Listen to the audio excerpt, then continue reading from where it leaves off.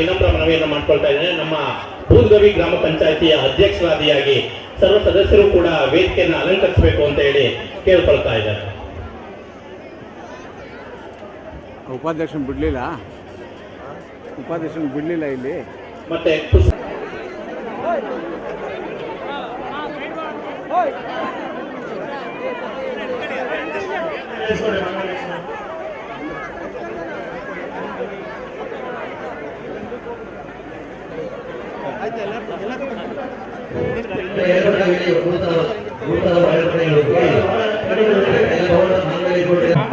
ತಲೆಗಿಡ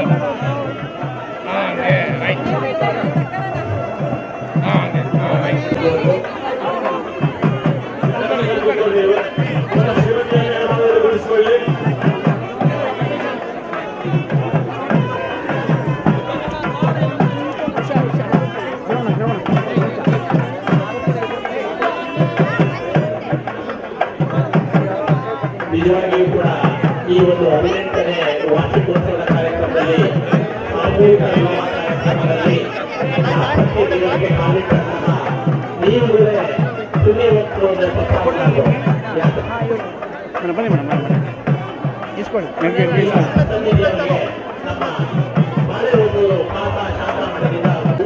ಭಕ್ತರಾಗಿ ಸೇವೆ ಸಲ್ಲಿಸತಕ್ಕಂಥ ಬೆಳ್ಳೂರಿನ ಜಯರಾಮ ಅವರಿಗೆ ಗುರುಸೇವಾ ಭೂಷಣ ಅನ್ನುವಂಥ ಪ್ರಶಸ್ತಿಯನ್ನ ನೀಡ್ತಾ ಇದೆ.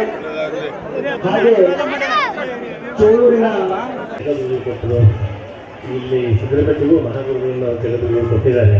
ಅವರ ಆಶೀರ್ವಾದ ನಮ್ಮೆಲ್ಲರ ಮೇಲೆ ಸದಾ ಕಾಲ ಇರಲಿ ಅಂತ ನಾನು ಆಶಿಸ್ತೇನೆ. ಅವರ ಕೃಪೆಗೆ ಪಾತ್ರರಾಗಬೇಕು ಅಂತ ಹೇಳಿ ಬೇಡ್ಕೊಳ್ತೇನೆ. ಎಷ್ಟೇ ಒಂದು ಸಮಸ್ಯೆಗಳಿದ್ದರೂ ನಮ್ಮ ಜಗದ್ಗುರು ಪ್ರತಿ ವರ್ಷ ತಪ್ಪದೆ ಸಿದ್ದರಬೆಟ್ಟಕ್ಕೆ ಬರ್ತಾರೆ. ಇದೊಂದು ನಮ್ಮನ್ನೆಲ್ಲ ನೋಡಿ ಎಲ್ಲರಿಗೂ ಆಶೀರ್ವಾದ ಮಾಡ್ತಾರೆ. ಇದೊಂದು ಅದ್ಭುತವಾದ ಸನ್ನಿವೇಶ, ನಮ್ಮೆಲ್ಲ ಒಂದು ದೊಡ್ಡ ಆಶೀರ್ವಾದ ಅಂತ ನಾನು ತಿಳ್ಕೊಳ್ತೀನಿ. ತಿಳಿದು ತುಂಬ ಸಂತೋಷ ಪಡ್ತೀನಿ. ಇಂಥ ಒಂದು ಮಹಾಸಭೆಗೆ ನಮ್ಮ ಗುರುಗಳ ಆಶೀರ್ವಾದದಿಂದ ನಾನು ಮಾತನಾಡಲು ನನಗೆ ಅವಕಾಶ ಕೊಡೋದಕ್ಕೆ ನನಗೆ ತುಂಬ ಅವರಿಗೆಲ್ಲರಿಗೂ ಧನ್ಯವಾದ.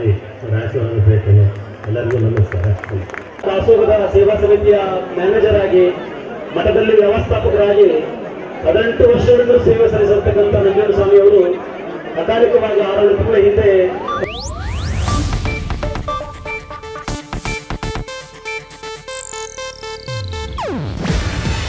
ಇದು ಏಷ್ಯಾನೆಟ್ ನ್ಯೂಸ್ ನೆಟ್ವರ್ಕ್ ಪ್ರಸ್ತುತಿ. ನೀವು ನೋಡ್ತಿದ್ದೀರಾ ಏಷ್ಯಾನೆಟ್ ಸುವರ್ಣ ನ್ಯೂಸ್.